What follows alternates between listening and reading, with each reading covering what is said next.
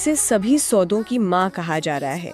भारत और यूरोपीय संघ के बीच एक व्यापार समझौते पर बात उम्र लगभग 2 दशकों से अटकी हुई थी।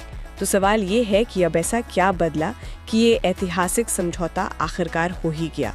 आज हम एक अखबार की रिपोर्ट के जरिए इसी समझौते की तह तक जाएंगे।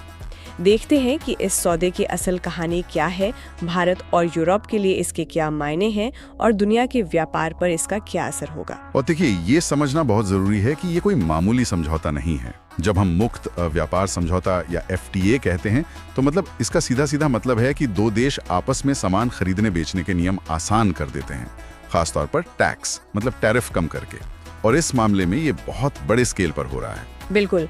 रिपोर्ट का जो सबसे बड़ा आकर्षण है वो तो यही है कि भारत के लगभग 99.5% निर्यात पर समझौते के पहले दिन से ही शुल्क खत्म हो जाएगा। कपड़ा, चमड़ा, रत्न और आभूषण, इन जैसे सेक्टर्स के लिए तो ये बहुत बड़ी खबर है। हाँ, लेकिन ये सिर्फ एक बड़ी खबर नहीं है, ये बाजार का पूरा खेल बदल सकती है। सोचिए, अब तक यूरोपीय बाजार में बांग्लादेश और वियतनाम जैसे देशों को ड्यूटी फ्री पहुंच मिलती थी। इससे भारतीय निर्यातकों को थोड़ा नुकसान होता था।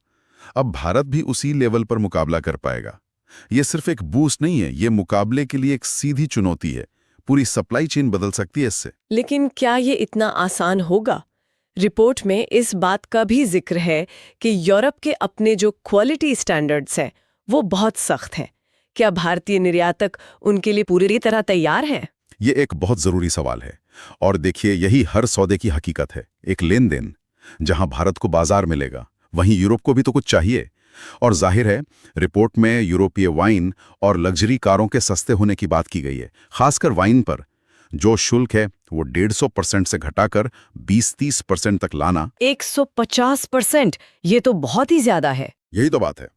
ये 150% का टैरिफ सिर्फ एक टैक्स नहीं था, ये भारतीय बाजार के लिए एक तरह से एक सुरक्षा दीवार थी। इसे हटाने का मतलब है कि यूरोपियन वाइन कंपनियां अब भारतीय बाजार में बहुत आक्रामक तरीके से उतर सकती हैं। तो घरेलू उत्पादकों पर दबाव बढ़ना तय है।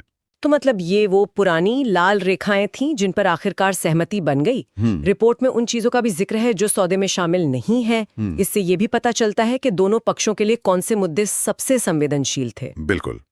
यूरोप को चिकन और चावल जैसे मतलब कृषि उत्पादों पर कोई रियायत नहीं मिली, और वहीं भारत ने सरकारी खरीद और कच्चे माल से जुड़े नियमों पर कोई ढील नहीं दी।